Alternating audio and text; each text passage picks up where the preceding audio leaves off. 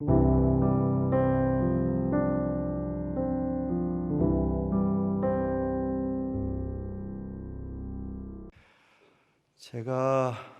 목사가 되어서 장례도 많이 치르고 또 주례도 많이 했는데 새벽 예배 때 며칠 전 새벽 예배 때 이 얘기 지금 했습니다. 지금 하는 얘기. 자매, 그러니까 여자 자매 둘 다 주례를 했었어요. 한 그런 아이들도 있었어요.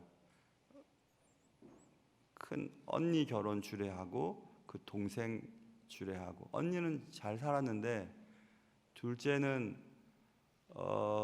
저쪽 시골에 누나가 2명인지 3명인지 제가 아까 좀 전에 기억이 잘 안 나서 아내에게 물어봐. 아내도 잘 기억을 못 하더라고요. 제가 공부 가르칠 때 지금 누나들이 많은데 신우들이 좋은 신우도 있지만 보통 신우하면 싫잖아요. 그래서 신우들이 2명인지 3명인지 잘 기억이 안 납니다. 그래서 그거 신우들 그거 많은데 괜찮을려나?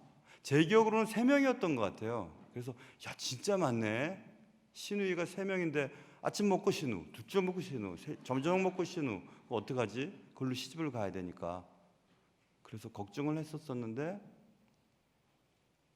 서울 애가 시골에 시집 갔는데 신우들 있고, 그리고 애기 나면은 몸도 피곤하니까 늦잠도 잘 수 있을 거 아니겠습니까? 근데 늦잠 자고 뭐 그랬는지 신우들이 또 단체로 와가지고 뭐라고 하니까 너무 힘들어서 어느 날 못 살겠다 싶어서 애를 두고 나왔어요. 근데 그 애 보고 싶어가지고 그러다가 마음이 상해가지고 우울증도 걸리고 지금까지 온전치 않아요. 애가 보고 싶으니까. 그게 벌써 17년, 18년 전이니까 그 애가 얼마나 컸겠어요. 그 애 보고 싶어갖고. 근데 그 시누이들과 거기서는 지 새끼 놔두고 간 여자 밑에 니은 붙인 그거 안 받아들인다 그래가지고 쫓아내고 이혼했어요. 이혼 당했어요. 그러니 못 살죠. 살 수가 없습니다. 애를 낳는데 애가 보고 싶은데 애를 볼 수 없을 때 마음을 한번 생각해 보세요. 정말 참을 수가 없을 것 같습니다. 더 이상은 못 견딜 것 같아요. 그 얘기가 오늘 써 있습니다. 1절에 우리가 참다 못하여, 5절에도 이러므로 나도 참다 못하여 더 이상 견딜 수가 없어서, 이 뜻입니다. 더 이상 견딜 수가 없어서 내가 뭘 해야 되겠다. 이 무슨 말이냐면 데살로니가 교회에 복음을 전하다가 바울이 쫓겨나게 됩니다. 바울과 전도팀이 베레아로 쫓겨났는데 베레아에서 또 사역을 하는데 베레아까지 쫓아와서 또 베레아에서 또 아데네로 도망을 갑니다. 쫓겨나게 돼서 아데네에서 데살로니카에서 영적으로 낳은 아이를 보고 싶은 겁니다. 애가 괜찮은지, 잘 성장하고 있는지 너무 보고 싶었는데 볼 수가 없었어요. 왜냐하면 18절 2장, 우리가 3장을 보고 그 밑에 몇 절만 위로 올라가면 나 바울은 한 번, 두 번 너에게 가고자 하였으나 사탄이 우리를 막았도다. 뭐 때문인지 모르겠으나 갈 수가 없었습니다. 애를 보고 싶은데 애가 잘 사는지, 젖이나 먹고 있는지, 잘 크고 있는지, 엄마가 아이를 그리듯이 바울이 데살로니카에 있는 영적으로 생산된, 이제 막 태어난, 영적으로 출생한 그 새 신자들을 보고 싶은데 볼 수가 없었습니다. 보고 싶은데 병이 날 지경이었어요. 참다 못하여 이제 방법을 생각하는데 그 방법이 디모데를 가보라 그러는 겁니다. 그래서 데살로니가 교회에 디모데 파송에 대한 얘기가 3장에 나오는 겁니다. 그래서 디모데를 좀 가서 내가 낳은 아이 잘 살고 있는지, 밥은 잘 먹고 있는지 한번 좀 알아보고 오라고. 그래서 디모데를 파송한 얘기가 3장에 나와 있거든요. 아니 뭐 꼭 파송을 할 필요가 있는가, 디모데를. 여러분 1980년도에 그 세계 3대 미래학자라고 하면 여러분과 제가 잘 아는 대표적인 학자는 엘빈 토플러죠. The Third Wave라고 하는 제 3의 물결의 저자 엘빈 토플러가 있고, 또 리처드 왓슨이라고 하는 분이 또 계시고, 또 다니엘 핑크라고 하는 분이 세계 3대 미래학자로 여겨집니다. 엘빈 토플러가 제 3의 물결을 출판하고 그로부터 2년 뒤에 미래학자 분류에 들어가기도 하고, 그냥 도대체 비교할 수 없을 만큼 세계적인 석학 한 분이 나타나서 기가 막힌 책을 하나 씁니다. 엄청난 반향을 일으켰죠. 그 존 나이스비트라고 하는 분이 계세요. 그분은 유타주에 있는 솔트레이크 시티 출신인데, 유타 대학과 또 아주 좋은 저쪽에 저도 한번 가본 적이 있는데 코넬 대학과 그리고 우리가 잘 아는 하버드 대학에서 학위를 받았는데 학위의 개수가 15개나 돼요. 뭐 비교할 수 없는 존 나이스비트 교수의 메가 트렌드라고 하는 책이 발간되게 됩니다. 메가 트렌드는 한 10개의 큰 트렌드, 앞으로 미래에 벌어지게 될 10가지 트렌드를 챕터별로 나눠놓고 쭉 얘기를 써내려고 하고 있는데, 그게 1982년도 작품이에요. 그때 벌써 앞으로 다가올 세상은, 우리는 지금도 하이테크 시대를 살고 있다고 하지 않습니까? 하이테크. 그러나 앞으로 하이테크가 아니라 하이터치 시대가 도래하게 될 것이라고 이미 조망을 합니다. 그로부터 또 몇 년 뒤에 1999년도인가 그 부분만 따로 묶어서 하이테크, 하이터치라고 하는 책을 또다시 출간을 합니다. 아까 말씀드린 그 3대 미래학자 중에 리처드 왓슨이 그런 얘기를 합니다. 앞으로 마케팅에 있어서 하이테크보다는 하이터치가 더 중요시되는 시대가 올 것이다, 이런 얘기도 하고, 한국 독자들을 향하여 인터뷰를 할 때 엘빈 토플러가 그런 얘기를 또 합니다. 앞으로 한국 경제의 중요한 키워드가 뭐냐고 이런 얘기를 할 때, 제가 그걸 어디서 보고 적었어요.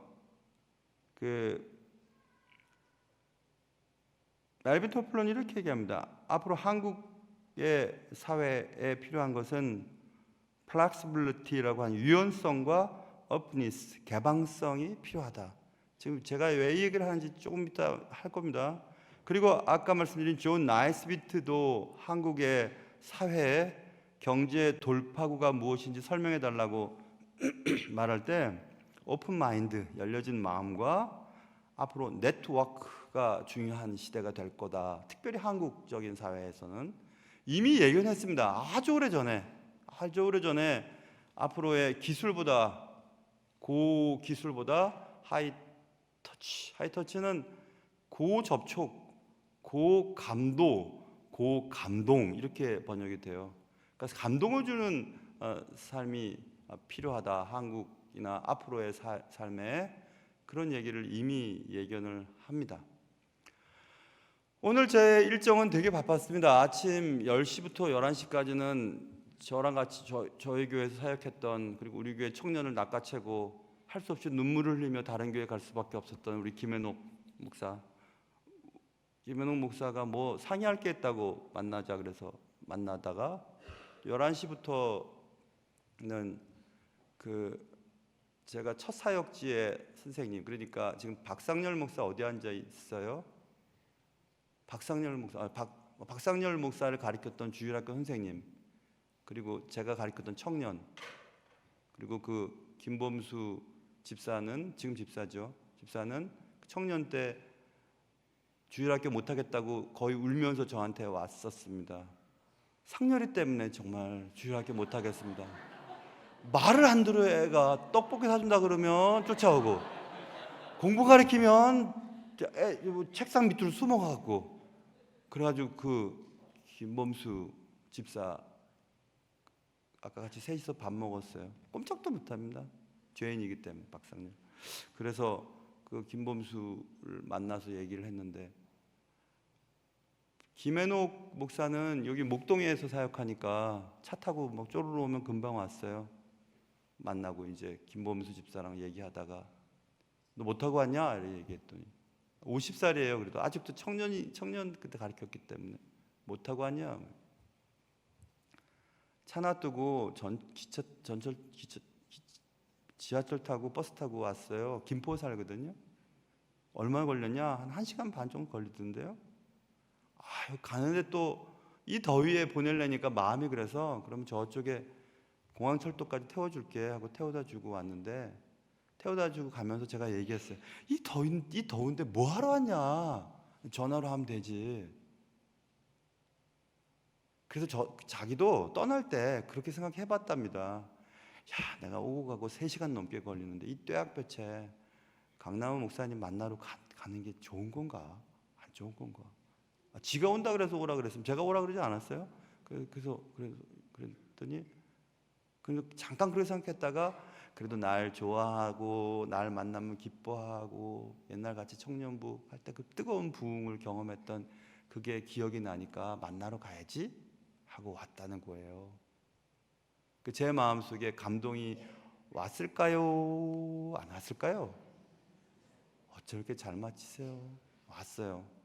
그게 하이 터치입니다. 감동.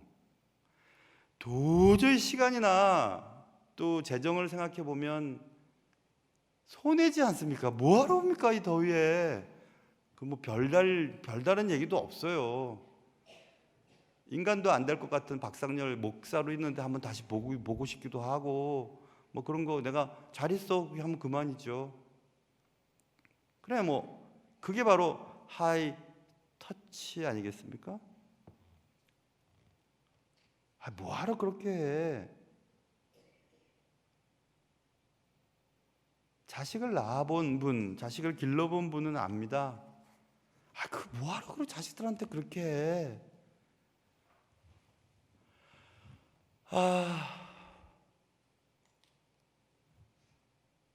제가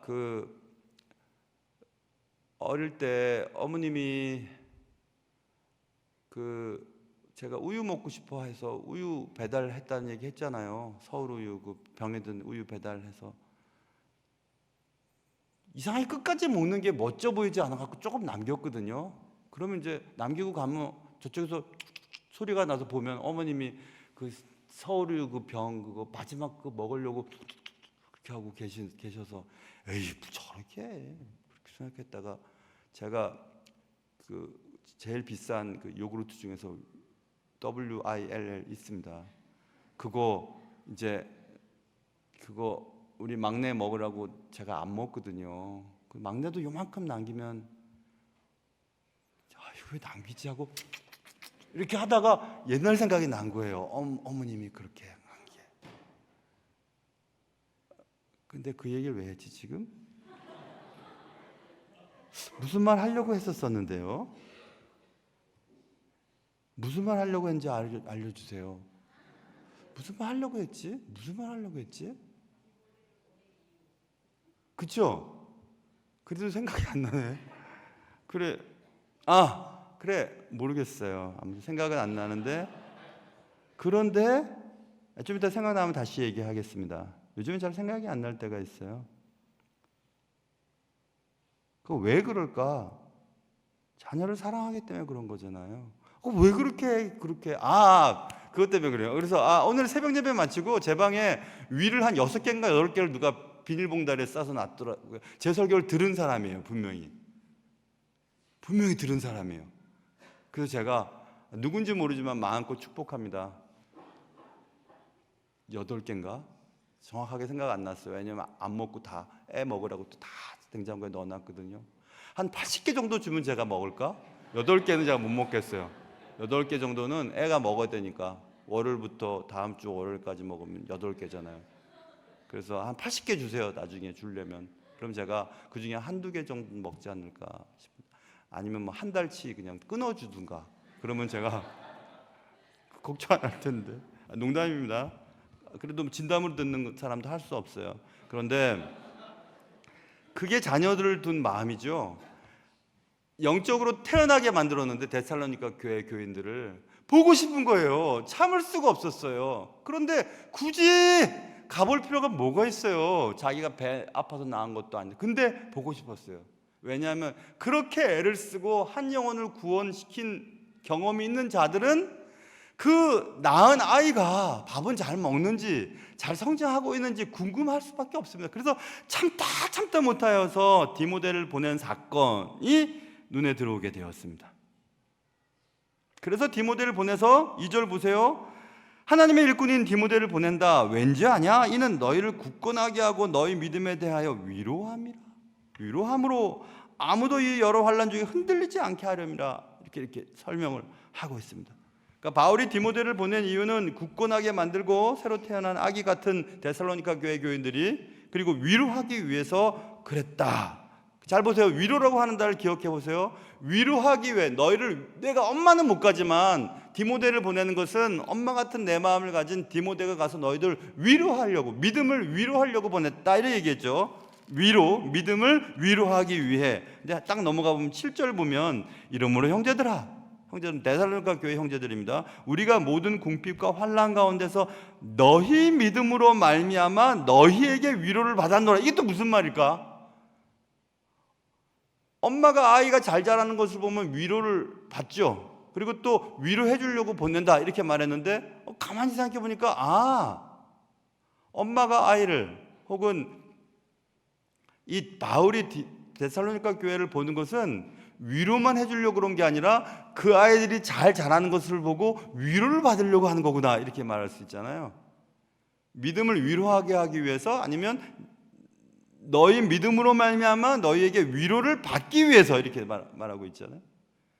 그래서 여러분, 저는 목회자지 않습니까? 어떨 때는 난 어디서 위로를 받지? 이런 생각을 들 때가 있어요. 그 어떤 가수가 그러면서 가사 내용이 뭐죠? 난 누가 위로해 주지? 그런 노래 있죠. 노래 있어요, 그런 노래? 누가 부르는 노래죠? 알고 있습니다, 권사님. 알고 있는데 혹시 모르는가 싶어서 물어보는 거예요. 윤복희 권사님이 불렀잖아요. 막 부른 다음에 난 누가 위로해 줄지? 자자자자자 그러고 끝나잖아요. 윤환기 목사님이 지은 거. 그런 생각이 들 때가 있어요. 난 누가 위로해 주지? 부목사님들이 저 위로해 줄 것 같죠? 아무도 모릅니다. 담임 목사 자리는 담임 목사가 돼봐야 알아요. 성도들이 저를 위로해 줄 것 같습니까? 위로 받을 수 있어요. 아까 8개 윌 같은 거 받으면 진짜 사역할 만하다, 설교할 만하다, 이런 생각이 들어요. 그래도 위로 어디서 받지? 위로 받을 때 언제인지 아세요, 여러분? 우리 아이들, 우리 청년들, 청소년들이 믿음이 자라서, 아까 이쪽에 섰던 애들은 다 청년들이에요. 이쪽에 섰던 애들은 청년이었다가 넘어간 애들이에요. 다 결혼한 애들이에요. 맨 오른쪽에는 원래 결혼해서 온 사근 청년이고, 여기 둘은 제가 다 주례한 애들이에요. 근데 이 애들이 여기서 찬양하던 애들이 여기로 넘어갔어요, 결혼하고.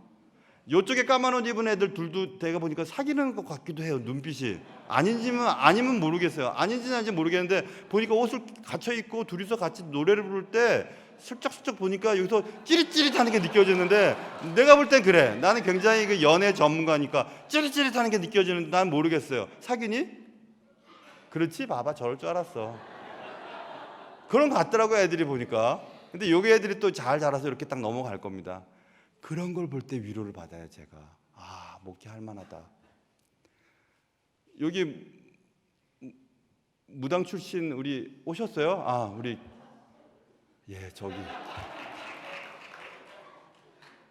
선열, 피가 낭자한 선열. 무당 저 어른이 40년간 이제 안 하잖아요. 그치? 옛날에 그랬다는. 옛날에 그렇게 하셨는데 지금은 하나님의 사람이 돼 있는 거. 저런 걸 볼 때, 이게 목회할 만하다. 위로를 제가 받아요. 여러분이 윌 8개도 위로를 조금 받아요. 그렇지만 예수 믿는 사람들이 생길 때 위로를 많이 받거든요. 그 말이에요. 지금 바울이 너희들을 통해서 내가 위로를 받으려고 해. 디모데를 통해서 너희들을 위로하려고 해. 나는 위로를 받으려고 해. 그래서 faith on loan, loan이라는 뜻이 있어요. 그러니까 loan은 대출 받는 거잖아요. 빌리는 거잖아요. faith on loan은 빌린 믿음이라고 번역을 할 수 있어요. 왜? 믿음을 빌릴 수 있단 말이야? 예, 빌릴 수 있어요. 내가 믿음이 떨어졌을 때 누군가가 믿음이 강한 사람과 가면 내가 믿음이 이렇게 들어와요. 힘이 생겨요. 그래서 목회자들도 성도들이 변화받는 것을 보고 믿음이 생기고, 제가 또 여러분에게 믿음을 전달하기도 하고, 그래서 서로 믿음을 주고받는 거예요. 누구든 격려를 받지 않고 혼자서 신앙생활을 할 사람은 아무도 없기 때문에 그렇습니다. 어제도 그런 경험을 했습니다. 우리 교회 권사님, 최수명 권사님 영화 출연해가지고 저기 내려가다 보면 문경이라고 하는 데 붙어 있잖아요. 친절하게 또 권사님이 우리 목회자들, 우리가 그냥 보겠다고 했는데도 영화값도 주시고 저녁값도 주시고, 그래서 어제 10명이서 교육자들이 갔어요. 보러 갔습니다. 그런데 어제 그 싱크홀 때문에 너무 막혀가지고 차가 이러다가 안 될 것 같아서, 아무래도 안 될 것 같아서 제가 그러면 중간에 내리자. 그리고 김종환 목사가 몰고 어디서 되든지 안 되면 알아서 하고, 하여튼 우리는 먼저 가겠다 하고 이제 우리는 갔어요.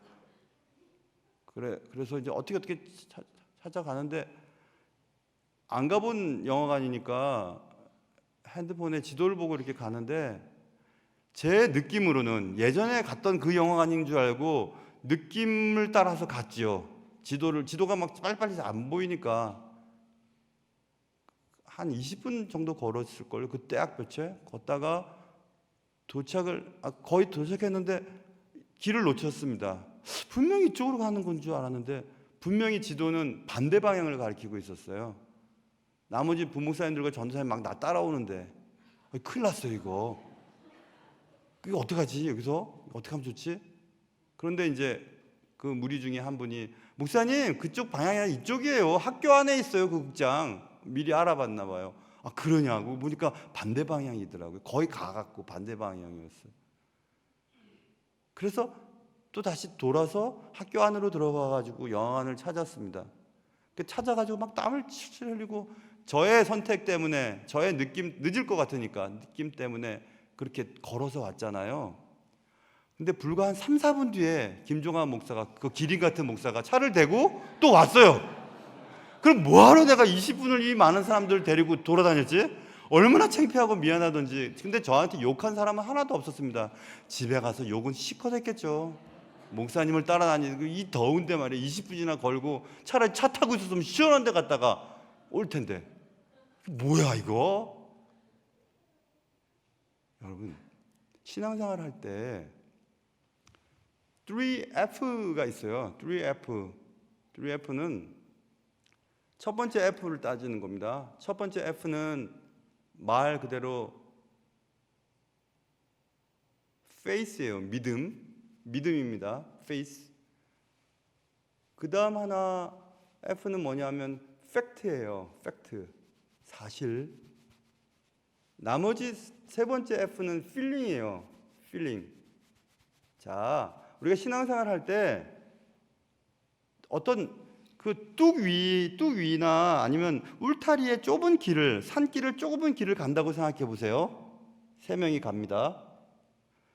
사귀는 애들 2명 잠깐만 나와 볼래? 2명이 필요해. 나 혼자 안 돼. 잠깐만 나와 봐봐. 까만 옷 둘 나와 봐봐. 자, 다 봐봐. 여러분 박수 쳐 주세요. 자, 보세요. 믿음이, 자, 신앙생활은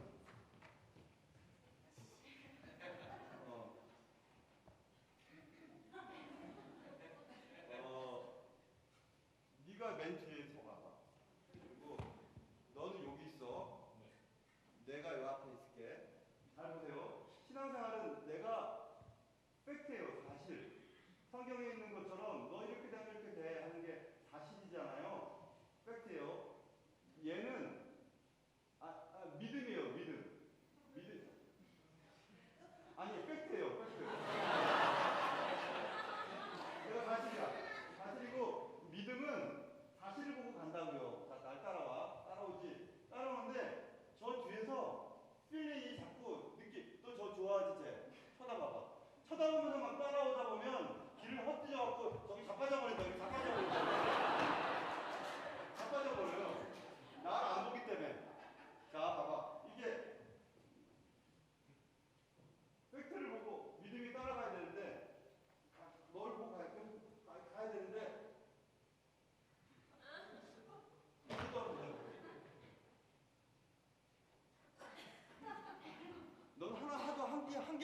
그래 들어가. 그래 순서. 자 보세요. 여러분 신앙생활 할 때 느낌을 따라가면 발을 헛디뎌져요. 사실을 따라가야 돼요. 믿음은 사실. 그 사실이 뭐냐면 성경 말씀이에요. 자, 야, 아무것도 염려하지 마라. 먹는 거 입는 거 다 내가 책임져 줄게. 사실이죠. 그런데 사업도 안 되고 나 지금 통장 돈이 없고 이러다가는 망하겠는걸? 자꾸 느낌이 우리를 자꾸 쫓는다고요. 우리가 그러면 우리의 신앙이 자꾸 이쪽 느낌을 따라가다 보면 발을 헛디뎌. 이쪽을 안 보니까, 사실을 안 보니까. 그래서 믿음 생활은 사실을 보고 가는 거예요. 그러면 느낌은 따라와요. 따라와도 그 느낌이 어떤지도 상관 안 해도 돼요. 믿음은 사실을 보고 가니까 그 사실은 말씀이고. 그래서 3F라고 해요. 근데 그게 순서가 뒤바뀌면 안 돼요. 앞이 필링이 가고 밑에가 페이스가 믿음이 있고 뒤에가 사실이 있어. 난 성경에 그렇게 써여있지만 나는 아무리 생각해도 이게 맞는 것 같아. 불안해, 염려스러워, 걱정스러워. 그러니까 이걸 따라가면 자빠진다니까요.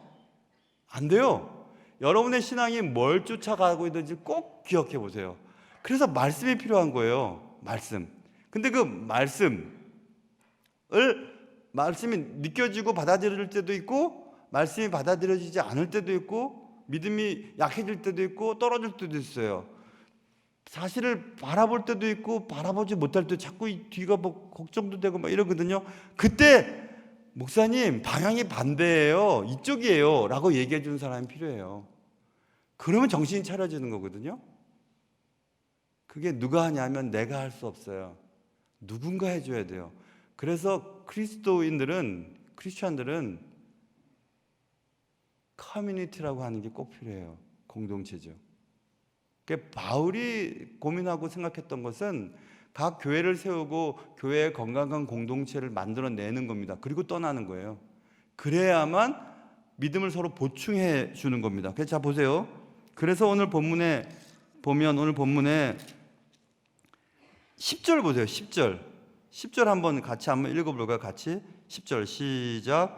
주야로 심히 간구함은 너희 얼굴을 보고 너희 믿음이 부족한 것을 보충하게 하려 함이라 이래야 되잖아요. 그래서 믿음은 서로 보충해주고, 믿음이 내가 떨어졌을 때 믿음이 강한 사람들이 보충해주고 사실을 보게 해주고 또 그 사실을 보면서 걸어가게 하고, 야 그 뒤돌아보지 마, 잘못됐다고. 거기 저는 분명히 지난번 갔던 극장이라고 생각하고 글로 가면 된다고 생각했는데 그 극장이 아니었더라고요. 사실을 제가 확인하지 않았어요. 제가 베드로 갔다 그랬잖아요. 그냥 몸으로 앞에 가는 거죠. 가다 보니까 아닌데 이거 분명히 이거 아닌데, 사실은 분명히 그 방향이 아니라 반대 방향이었었거든요. 그러니까 사실을 쫓지 않고 느낌을 쫓고 경험을 쫓으면 안 되는 겁니다. 그래서 각 구역에서 신앙생활을 많이 하든지 적게든 그 상관없어요. 말씀대로 살아가는 사람들이 내게 믿음을 보충해 주는 사람들이거든요. 혼자 믿으면 오래 믿지 못합니다. 혼자서는 믿음이 부족하기 때문에 그래요. 혼자서는 계속 믿음을 스스로 보충하면서 갈 수가 없어요. 누군가 계속 알려줘야 됩니다. 당신 그렇게 가면 안, 집사님 그렇게 하면 안 되죠. 그렇게 하면 안 돼요. 말씀에 어떻게 써 있어요? 말씀에 그렇게 써 있지 않지 않습니까? 그러니까 그렇게 합시다. 이렇게 얘기해주면 팍 생각이 드는 겁니다. 정신이 차려지는 거예요. 잠언 27장에 17절 철이 철을 날카롭게 하는 것 같이 사람이 그의 친구의 얼굴을 빛나게 하느니라 써 있거든요. 철을 자꾸 이렇게 되면 철이 날카로워지는 것처럼 사람이 친구를 보면서 친구의 얼굴이 빛나게 된다. 이 말은 믿음은 공동체에서 시작되는 겁니다. 혼자서는 절대 믿음 생활을 할 수 없어요. 그래서 교회 생활이 필요한 것이고, 구역이 필요하고, 전도회가 필요하고, 동호회가 필요하고, 뭐 청년부라고 하는 부서들이 필요한 것입니다. 저도 신학교 같이 공부했던 친구들 모임이 꼭 있어요. 언제든지 만나고 위로받고 격려하고 믿음을 보충받는 일들을 합니다. 그래서 이렇게 얘기해 놓고 이제 바울이 12절과 13절에서 기도 내용을 얘기하는 겁니다. 어떻게 기도하냐면 사랑이 더욱 많아 넘치도록, 첫 번째 13절 너의 마음이 굳건해지도록.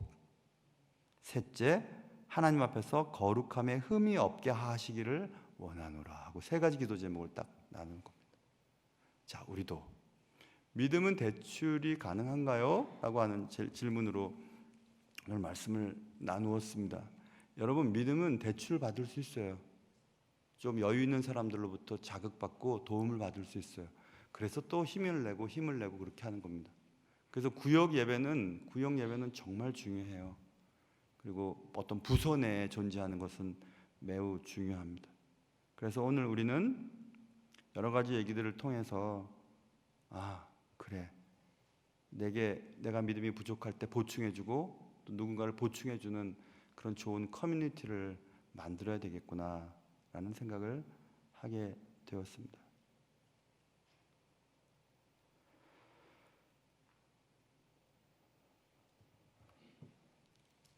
나이가 많아지니까 할 말이 자꾸 많아져서 밤새도록 또 할 수 있을 것 같아요. 왜냐하면 오늘 본문 말씀을 다시 이제 못 전할 수도 있지 않겠어요? 이제 저는 이제 내려가고 있으니까, 마감하고 있으니까. 그래서 조금 시간이 있을 때 조금 더 많이 전달하고 싶은 마음이 강해요. 그래서 그런 거니까 목사님이 위를 못 드셔서 저런가 보다 그렇게 생각하지 마세요. 그런 거 전혀 아닙니다. 자, 그러면 오늘 이 세 가지 기도 제목, 사랑이 많아지도록, 굳건한 마음을 갖도록, 거룩해지도록, 이 세 가지 바울이 데살로니가 교회 교인들에게 부탁했던 세 가지 기도 제목을 좀 이따가 할 텐데, 우리가 찬양을 부른 후에 제가 목이 많이 아프니까 코로나를 너끈히 이기고 다시 건강한 모습으로 돌아온 우리 하영태 목사님이 기도 인도를 해주겠습니다.